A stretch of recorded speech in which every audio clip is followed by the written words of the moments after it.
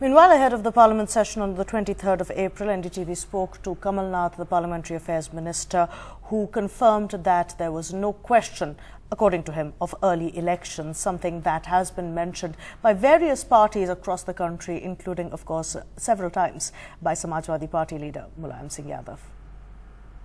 It doesn't look like an early election at all. We will have elections as scheduled next year, and we will go through with Parliament, and we have the numbers. So I have no doubt that there's no question of an early election. I know you're an 8-time MP and you are not afraid of an election. Many MPs are afraid of an election.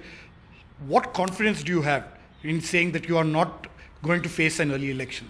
Well, this is the general sense of political parties, and it's a general sense of MPs also.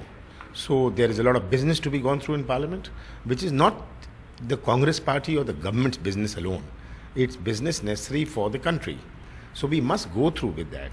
No one in Parliament should act irresponsibly, that we put everything on hold till we have another election.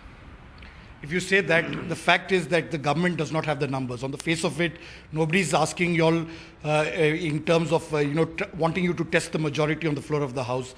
And as the Prime Minister himself rightly said, there are a lot of contradictions, but we will be able to pull through.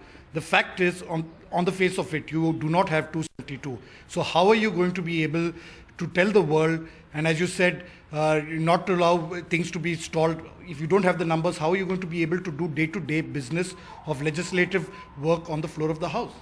In 1991, we did not have 272. In 2004, we never had 272. Now we don't have 272. That doesn't mean the government collapses. Numbers are tested on the floor of the House.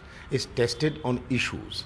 And there is no such issue which is going to cause a combativeness which leads to people voting against the government.